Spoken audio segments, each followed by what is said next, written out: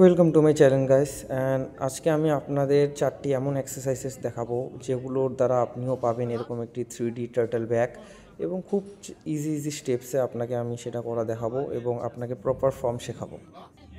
So সবার আগে আমরা করব বেন্ড ওভার বারবেল রোস এবং বারবেল রোসে একটি ভুল সবাই করে কি খুব বেশি হেভি চলে যায় অনেকে। সো এটাতে ইনজুরি হওয়ার চান্সেস অনেক থাকে, তো আপনি এটা মাথায় রাখবেন।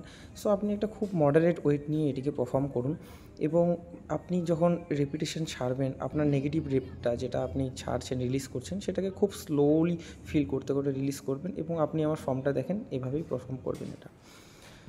নেক্সট চলে আসি আমরা ল্যাট পুল ডাউন। ল্যাট পুল ডাউনও সেমভাবে আপনাকে দেখতে হবে ওয়েট আপনি মডারেট রাখবেন এবং সেই ওয়েটটাকে আপনি কন্ট্রোলভাবে আপনার আপার চেস্টে সুন্দরভাবে সেটাকে নামাবেন, তারপর সেটাকে ধীরে ধীরে স্ট্রেচ করে সেটাকে রিলিজ করবেন। তাড়াহুড়ো করার কোনো দরকার নেই, আপনি খুবই ইজিভাবে এই এক্সারসাইজগুলো পারফর্ম করতে পারবেন।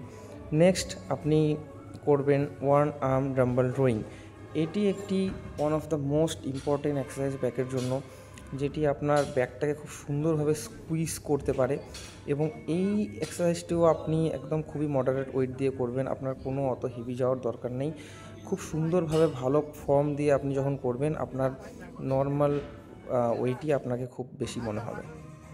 দেন চলে আসি আমার ওয়ান অফ ফেভারিট এক্সারসাইজেস পুল আপস। তো পুল আপস সবাই করে, বাট পুল আপস করার টেকনিকটা আপনি দেখেন। নর্মালভাবে আমি এখানে কোনো শরীর নড়াচ্ছি না, আমি শরীরটাকে একদম ইজিভাবে ছাড়ছি এবং খুব সুন্দরভাবে স্ট্রেচ করে সেটাকে স্কুইচ করছি। আপনি একদম শরীর দুলাদুলি করবেন না, নর্মালভাবে আপনি উপরে যাবেন, তারপর ধীরে ধীরে রিলিজ করবেন, আপনার ব্যাকটাকে স্ট্রেচ করবেন।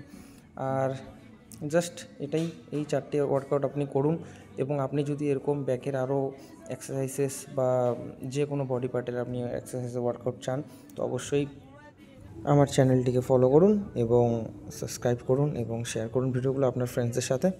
টাটা।